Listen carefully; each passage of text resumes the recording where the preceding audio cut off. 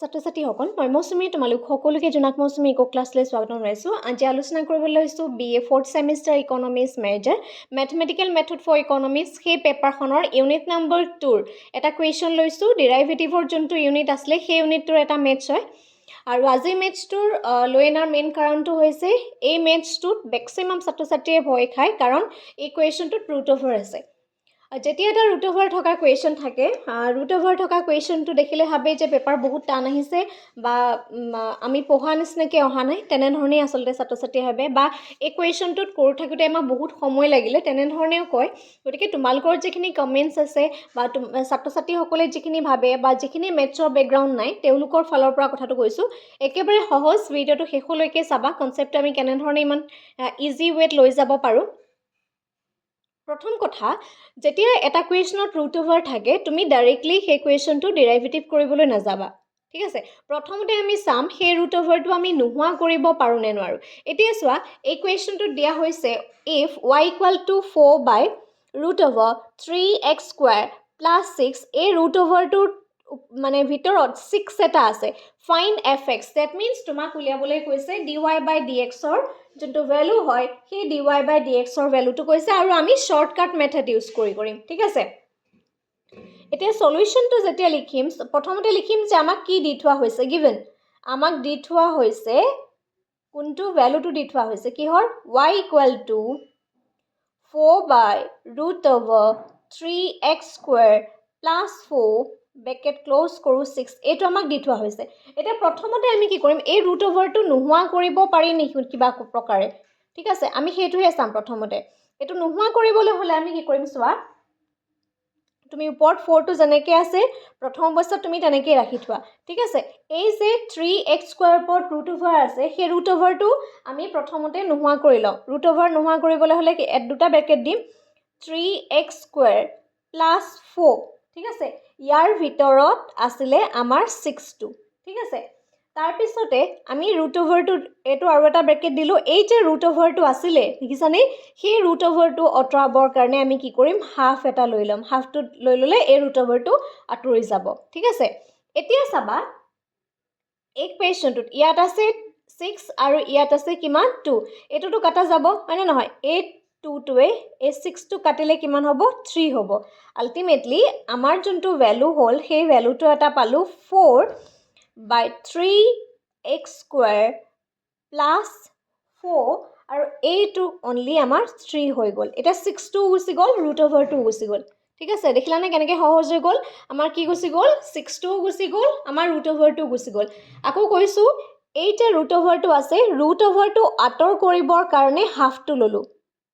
দেখা পাইছা সকলোৱে হাফটো ল'লোঁ আৰু এই যে 6 আছিলে এই 6টোৰ লগত 2 যদি আমি কাটি দিওঁ 3 হ'ব আৰু এই 3টো ওপৰলৈ 1লৈ মাল্টিপ্লাই হৈ যাব। গতিকে 3x² + 4^3। ঠিক আছে, তাৰমানে এই কুৱেশ্যনটো 4/3x² + 4³ হয়নে।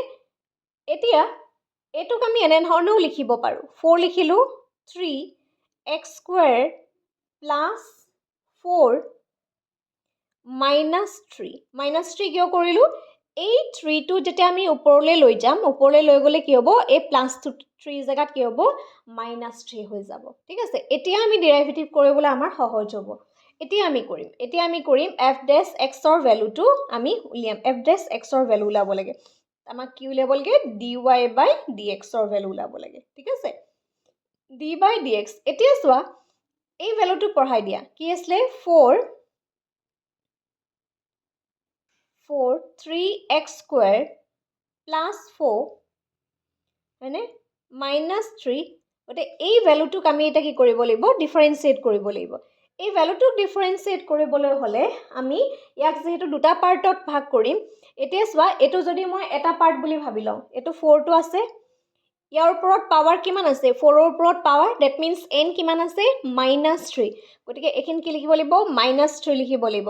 এইখিনি প্লাছত থকা হ'লে প্লাছ লিখিব লাগিব যিহেতু ইয়াত -3 আছে সেইকাৰণে এইটো nটো যেতিয়া আমি পাৱাৰটো -3 লিখিলোঁ।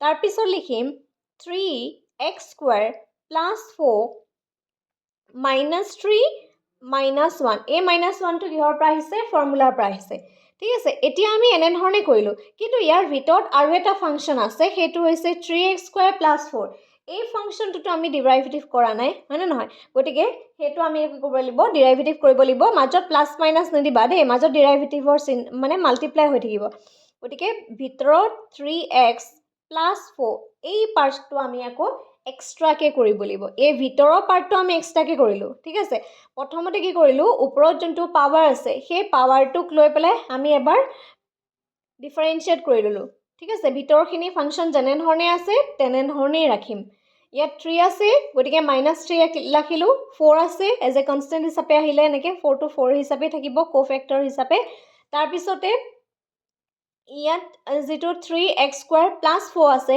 ঠিক আছে এটো যেনেকে আছে তেনেকে ৰাখিম তাৰ পিছৰ বাৰতহে এই ভিতৰৰ সিঙ্গল ফৰ্মটো ঠিক আছে ইয়াত আকৌ সেকেন্ড বাৰ টাইম কৰোতে -3 টো নকৰো যেহেতু -3 কামটো আমি আগতে কৰি ললো ঠিক আছে তাৰ পিছতে 4 * -3 তাৰ মানে কিমান হ'ব -12 -12 হ'ব 3x² + 4 ইয়াত -3 ইয়াত -1 that means -4 dy/dx ৰ জায়গাত আছে 3x² 3x² মানে x ৰ 3 আহিব x ৰ ওপৰত পাৱাৰ কিমান আছে 2 আহিব that means x 2 - 1 আৰু 4 ৰ জায়গাত আহিব 0 ঠিক আছে নেক্সট আবা -12 3x² + 4 -4 এপিনে কিমান হ'ব 6x আৰু এটো 0 to 0 থাকিব নাপাতিলো হ'ব আৰু ঠিক আছে এটো নাপাতিলো হ'ব নেক্সট স্টেপত চাবা আমি এই যোনটো ফৰ্ম পালো এই ফৰ্মটো আমি মাল্টিপ্লাই কৰিব পাৰো ঠিক আছে কোনটোৱে মাল্টিপ্লাই কৰিব পাৰো ইয়াত আছে -12 আৰু আছে 6x² কিমান হ'ব -72x 12 * 6 কিমান হ'ব 72x হ'ব ঠিক আছে ইয়াত x আছে ইয়াত x নাই হেকাৰণে কি আহিব অনলি এটা x এ আহিব তাৰ পিছত আহিব 3x² + 4 -4 এতিয়া যে এই -4 টো আছে এতিয়া তুমি কি কৰা -72x² লিখিলা এই 4 টো তুমি তললে লৈ আনা 3x² + 4 এতিয়া 4 আহিব আৰু এতিয়া মাইনাস নাই কাৰণ আকৌ আমি এটো তললে লৈ আনিছো ঠিক আছে যেটো আকৌ তললে লৈ আনিলো তললে লৈ আনাৰ কাৰণে নালাগে আৰু ঠিক আছে আকৌবাৰ লিখিছো চোৱা -72x 3x² + 4 to the power 4 4 কিয় হল যেহেতু ইয়াত -4 আছে হয়নে -4 টো আমি ওপৰলৈ লৈ গৈছিলো প্ৰথমতে দেখিলানে প্ৰথমতে ওপৰলৈ যেনেকে -3 কৰি লৈছিলো যেহেতু -3 আছে আৰু ফৰ্মুলাৰ কাৰণে -1 টা লাগিব -3 * -3 লগত আকৌ -1 কৰিলে -4 হয় ইয়াত আমি কিমান পালো -4 পালো আৰু সেই -4 টোকে দেখিছা ন ইয়াত আমি কিমান পালো -4 পালো আমি -4 টো এটা লাইনত নিলিখি আকৌ আমি যেনে ধৰণে আমাৰ মেথছটো আছিলে ঠিক তেনে ধৰণে আমি লৈ আনিলে -72 / 3x² + 4 to the power 4 আমি বঢ়াই দিলো ঠিক আছে এনে ধৰণে কোৱেশ্চনখিনি সলভ কৰিব পাৰি সহজ হয় কোৱেশ্চনটো কৰোতে বেছি সময় নালাগে যেহেতু মই একেটা কথাকে বহুতবাৰ ৰিপিট কৰিছো বা কোৱেশ্চনটো তোমালোকক বুজাই দিছো সেইকাৰণে সময় লাগিছে আৰু যিমান পাৰা সিমান কোৱেশ্চনখিনি প্ৰেক্টিছ কৰিবা মই আশা কৰো ছাত্ৰ-ছাত্ৰীসকলে মেথছটো টান পাব নালাগে আৰু যিখিনি ছাত্ৰ-ছাত্ৰীয়ে মোৰ লগত জড়িত হৈ আছে বা জোনাক মৌচুমী ইকো ক্লাছৰ লগত জড়িত হৈ আছে মেথছৰ পেপাৰখনৰ ৰিজাল্ট বহুত বেছি ভাল আৰু সদায় এটাই চেষ্টা কৰোঁ যে এটলিষ্ট মেথছৰ পেপাৰখনত বেছি এটা ভাল মাৰ্কছ তোমালোকে লাভ কৰা কাৰণ যথেষ্ট স্কোৰিং পেপাৰ মেথছখন আৰু বাকি যিখিনি পেপাৰ আছে সেই পেপাৰখিনিও নোটছ এণ্ড ভিডিঅ'ছ আমাৰ কোৰ্চৰ ভিতৰত তোমালোকে লাভ কৰিবা যদি জইন হ'ব বিচাৰিছা স্ক্ৰীনত যোনটো হোৱাটছআপ নাম্বাৰ দিয়া আছে তাত তোমালোকে কণ্টেক্ট কৰিব পাৰিবা আজিলৈ ভিডিঅ'টো ইমানেই ধন্যবাদ